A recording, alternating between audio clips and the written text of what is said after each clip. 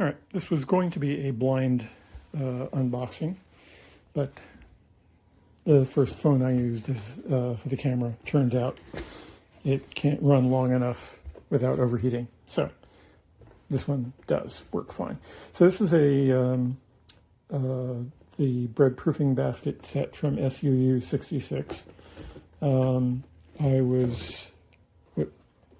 What attracted me to it was the fact it includes a scale, and I am very devoted to using scales for cooking whenever possible and not volume measurements. The scale works. I've tested it. I'm not going to demonstrate it for you right here now. It even comes with batteries.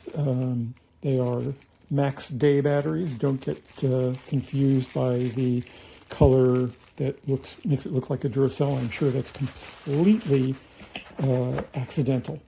But it does work, and the batteries work. But I would suggest getting ultimate lithium batteries to put in there because regular batteries leak. Let's see. It comes with this tool, which I suppose would be useful for initial incorporation of your starter with the rest of your dough mixture. I might use it. We have a very nice plastic scraper, curved side for bowls, flat side for working on a board. Good feel to it, good grip. So this is the one I'm most likely to use most. It also has a metal scraper, only for use on a board.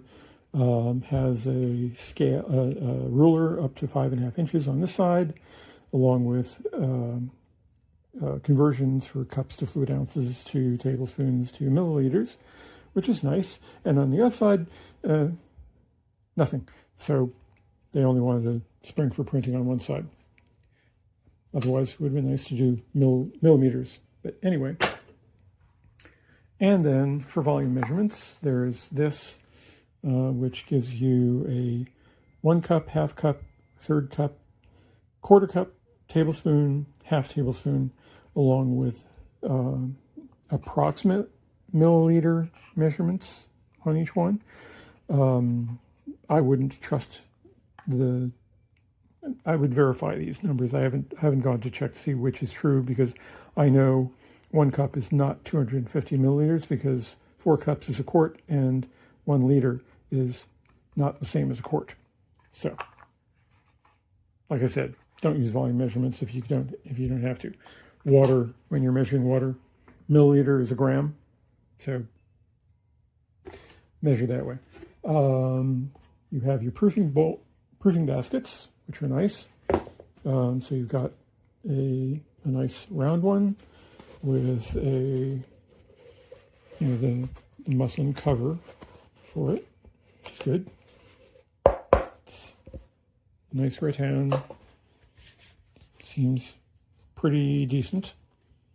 What else? There is a sling for moving your dough around, and it's high temperature, so you can lay it into your Dutch oven and leave it there while baking, and then you can lift it out, and you don't have to worry about it melting or anything like that. This is fine.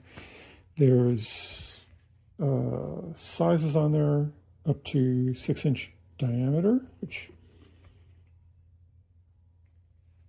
I'm not really sure whether that's accurate. It probably is, though. And then there's something they printed on here called measure magnet, which is illegible and doesn't really make much sense. But the sling works, so there's that. And then when you're finishing your loaf, before you throw it into the oven, you can brush it with a little water or milk or whatever you like, and then You can dust on a pattern. They give you some stencils, some nice ones. Let's move this out of the way so you can see.